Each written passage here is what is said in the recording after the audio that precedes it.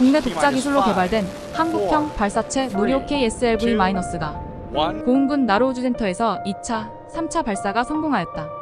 우리나라가 이렇게 나로우주센터 발사장을 만들고 로켓 추진체를 만들 수 있었던 것은 러시아의 협력으로 가능했던 것이다. 우주항공 기술 분야는 절대로 다른 나라에게 기술 유출이 되지 않는 선진국만의 기술 집약체이다. 이 우주항공 기술은 친하다고 해서 기술을 받을 수 있는 것도 아니다. 또한 돈을 준다고 하더라도 기술을 받을 수 있는 것도 아니다. 그러면 우선 기술 개발의 밑거름이 된 나로우에 관하여 알아보도록 하자. 나로우 개발 과정. 나로우는 대한민국의 첫 번째 우주발사체로 2000년대 초반부터 본격적인 개발이 시작되었습니다. 한국항공우주연구원 KARI 주도한 이 프로젝트는 러시아와의 협력을 통해 이루어졌습니다. 나로우 개발 과정은 크게 두 단계로 나눌 수 있습니다. 초기 기획 및 설계 1990년대 후반 2002년 대한민국은 독자적인 우주발사체 개발을 목표로 초기 연구와 기획을 진행했습니다. 하지만 기술적 한계를 극복하기 위해 해외 기술 도입을 모색하였고 2002년 러시아와 기술 협력 협정을 맺게 됩니다. 이 협정에 따라 러시아는 1단 추진체를 제공하고 대한민국은 2단 추진체와 위성 시스템을 개발하기로 하였습니다. 개발 및 시험 단계 2002년, 2009년 나로우의 1단 로켓은 러시아의 앙가라 ANGARA 로켓 기술을 기반으로 개발되었고 2단 로켓은 대한민국에서 자체적으로 개발되었습니다. 1단 로켓은 러시아의 흐르니체프 우주연구소에서 제작된 액체 추진 방식이었으며 2단 로켓은 고체 추진 방식으로 대한민국에서 제작되었습니다. 나로우주센터의 건설과 발사 준비가 진행되었고 이후 여러 차례 시험 발사가 이루어졌습니다. 첫 번째 발사 2009년 8월 25일 나로우의 첫 발사가 시도되었으나 페어링 위성을 보호하는 덮개이 분리되지 않는 문제가 발생해 발사는 실패로 끝났습니다. 두 번째 발사 2010년 6월 10일 두 번째 발사 시도에서도 1단 로켓의 문제로 실패하였습니다. 세 번째 발사 2013년 1월 30일 나로우는 세 번째 발사에서 성공적으로 위성을 궤도에 진입시키며 대한민국의 첫 우주 발사 성공을 기록했습니다.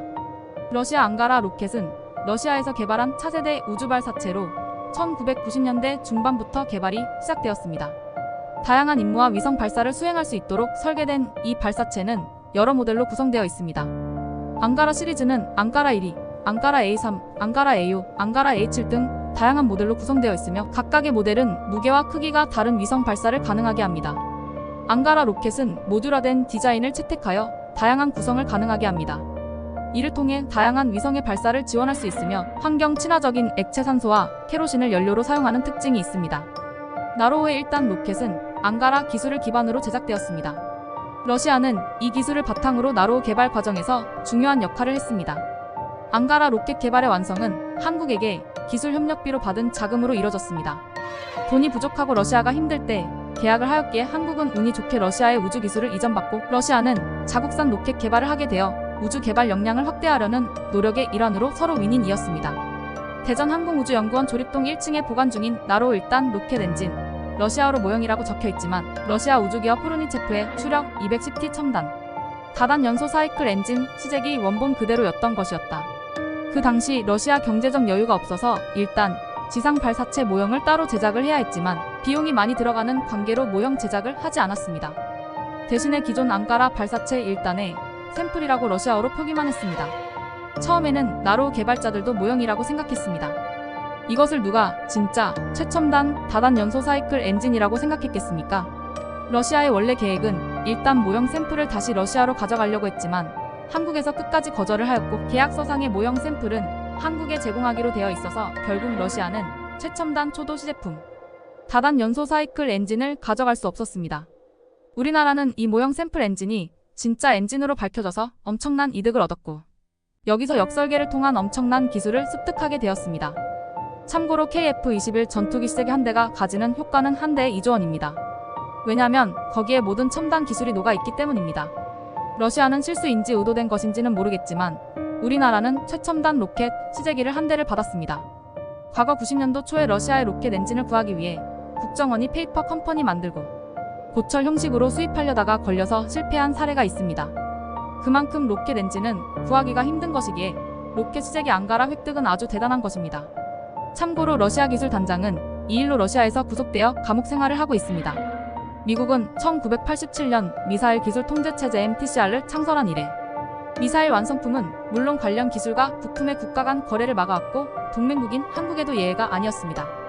그럼에도 미국의 적성국가였던 옛 소련권 국가들이 한국의 우주기술을 한국에 사실상 전수해줄 수 있었던 것은 1980년대 말 공산권 붕괴와 1998년 러시아의 디폴트 채무불이행 등 대혼란의 시기가 있었고 불금 사업으로 러시아에 자금이 공급되었습니다.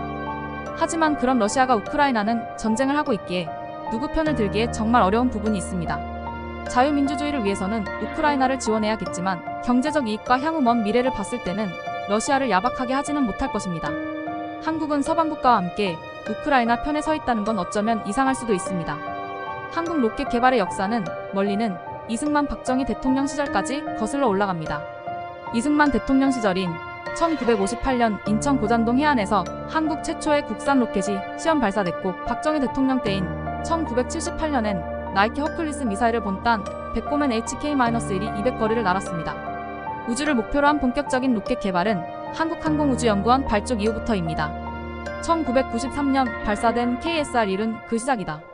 KSR-1은 1단짜리 과학로켓에 불과했습니다. 우주개발용이라는 목표는 있었지만 실제 우주까지 올라가진 못했다.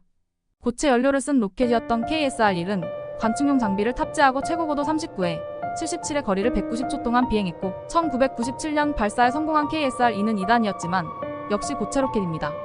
추력이 KSR-1의 2배였던 KSR-2는 당시 151고도까지 올라가 국내 최초로 우주 X선을 관측했지만 고체 로켓은 사거리를 제한하는 한미 미사일 지침 때문에 인공위성을 쏘아 올릴 만한 우주 로켓으로 발전할 수 없었습니다.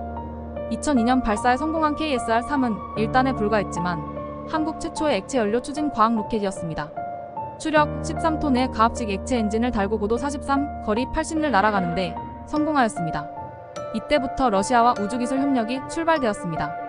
당시 항우연은 미국, 프랑스 등 여러 나라와 협력을 추진했지만 현실은 개무시 당하였고 러시아만 긍정적으로 답을 하였습니다.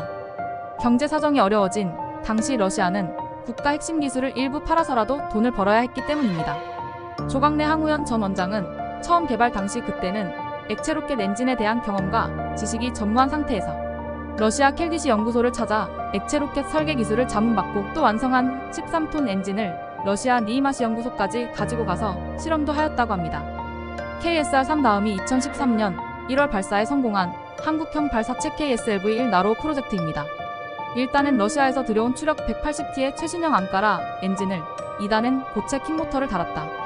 자력으로 액체 로켓 엔진을 개발해 우주 발사체를 쏘아 올리자는 주장도 있었지만 당시 기술력으로서는 이루기 어려운 목표였다. 우선 우주 선진국의 로켓 엔진을 이용해 발사체를 쏘아 올려 관련 노하우를 쌓는 편이 지름길이라는 주장이 설득력을 얻었다. 대신 항우연은 국가 프로젝트인 나로와 별도로 30톤급 액체 로켓 개발에 나섰다. 우주 로켓 엔진의 핵심인 터보펌프와 연소실까지 개발하는 데 성공했다. 하지만 예산이 부족해 하나의 완성된 엔진으로 개발할 수는 없었다. 당시 터보펌프 개발을 주도했던 김진한 항우연 책임연구원은 2007년엔 개발한 터보펌프를 시험하기 위해 러시아 니이마시 연구소에 가져갔다가 폭발 사고가 발생해 현지의 시험 설비까지 타버리는 어려움을 겪기도 했다고 말했다.